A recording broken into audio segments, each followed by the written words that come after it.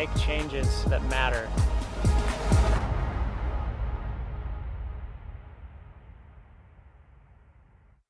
Hey everyone, welcome back.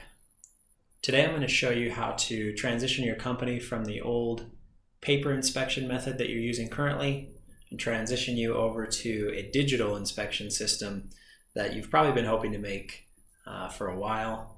And we'll talk about the boatload of cash that you're going to save by doing this. So let's jump into the tool. I'll show you how to set up inspections, how to submit them, how to view them, and how to consume all the data that come in through your new program. Okay?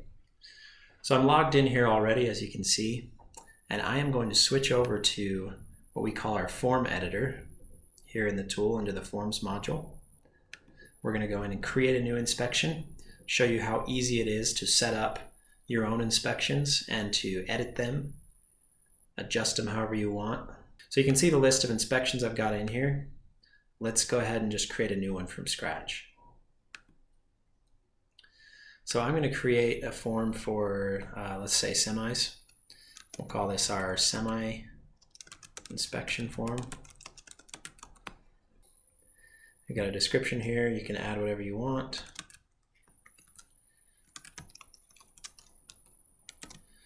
And then we've got the ability to do sections as well, because a lot of forms and inspections have different sections, like maybe your semi will have the body section and safety devices, the undercarriage, the chassis, whatever you want to call it. So you can break your inspections up into different sections.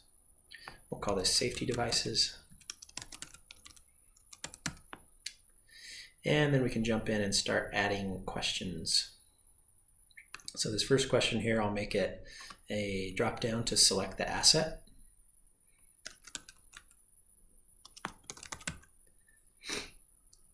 I'm going to switch this over to drop down, like I said.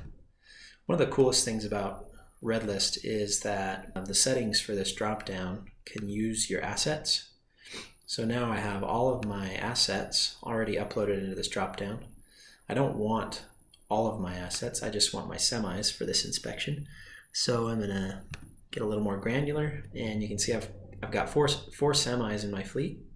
So only those four semis are showing up. And those are the only assets that will show up in this inspection question. So over here in the settings, I'll be showing you a lot of things that you can do to automate the workflow of your business. But on this question, where we're just choosing the asset name, we're going to make it required all the time, but we're not going to utilize any of the other special settings for this question. We'll jump into that on one of the next ones. So I'm going to add a question about this semi now. Just below it, let's add in one of the safety devices. Let's just do brakes. And we'll make it a pass-fail question. So I'm going to choose a select button, and you could come over here to the options and type in yes or no, or okay, not okay. We have some built-in defaults as well, pass-fail, NA. So I'm going to use pass-fail, and I'm going to make this a required question. I'm going to associate this question with an asset so that the system knows that the question about the brakes is associated to the asset above it. Some other cool things you can do.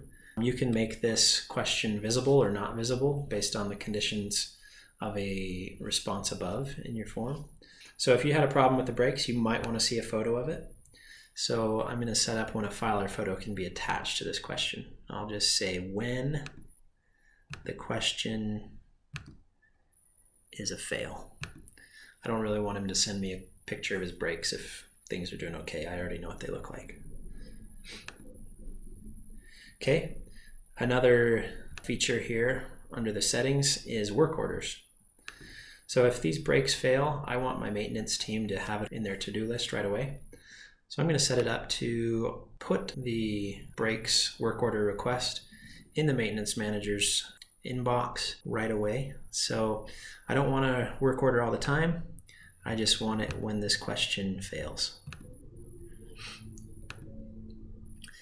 It's associated to the asset, and we're going to require a description. So if the operator or driver fails this question, We're going to require him to give us some more explanation why.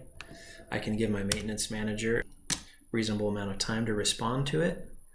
And I can also add somebody as the responsible individual in advance. So maybe you have a certain mechanic or a certain supervisor who oversees brakes specifically. So you could set him up to receive all of these work orders before they even are created, so that you're not wasting time planning, so that everything's automated and your workflow is set up the way you want it to be.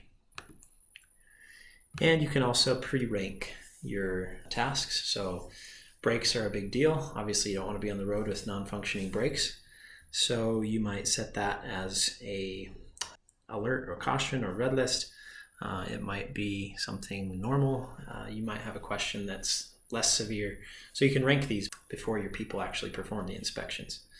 It makes your prioritizing and your planning and sorting of the tasks that are going to come in from these inspections much faster and much more automated, which is the goal. Okay, so that question is set up such that if it fails, it's going to create a work order, it's going to prioritize it, give it a due date, assign it, and monitor who the supervisor is. Another thing we can do is set up a notification. So again, I could set it up to notify somebody always, but we're usually not interested when the inspection passes. So I'm going to put up a condition here for when. When this question fails, I want to know about it. So you can type in an email address here, or you can add in supervisors or the names of employees. Additional email here. Let's send this over to Johanna. And we want to send an email. Let's also send a text, and you can set a subject. Heads up, we've got a semi with bad brakes. So now anytime somebody submits an inspection and the brakes fail the inspection, you can automate both the tasks that are going to be done, and you can alert the response team that you want taking care of this task. So all these things are to speed up your process. You can come in here and add additional information to it, and you can also automate your reporting outflow.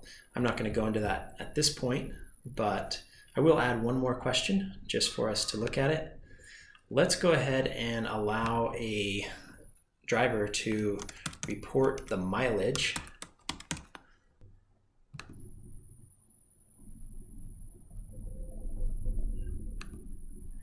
Okay, so we've got the mileage set up, and I'm going to change this to require a number because we want the mileage to come in numbers.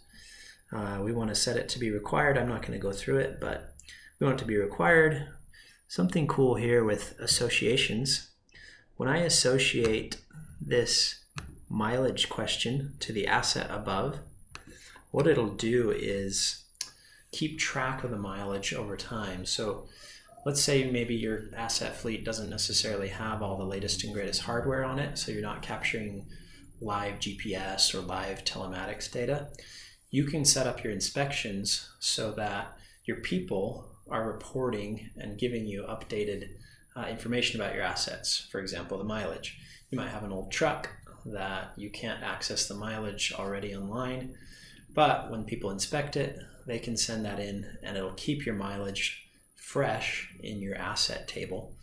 And you can do things like tie your preventative maintenance schedules to that, so that even without having any specialized hardware in that machine, because your people are now doing their inspections digitally, you have refreshing data and you're staying up to date on any type of inspection question that you put in there. It could be mileage, it could be hours, location, whatever you want.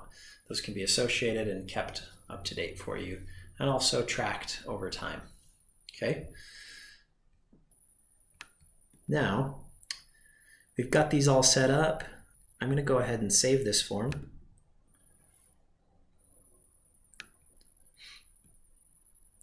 Okay, it gave me the confirmation that it's saved. I'm going to switch out of the editor mode and over to the preview mode. So now you can see what our inspection will look like on a phone or a tablet or a computer.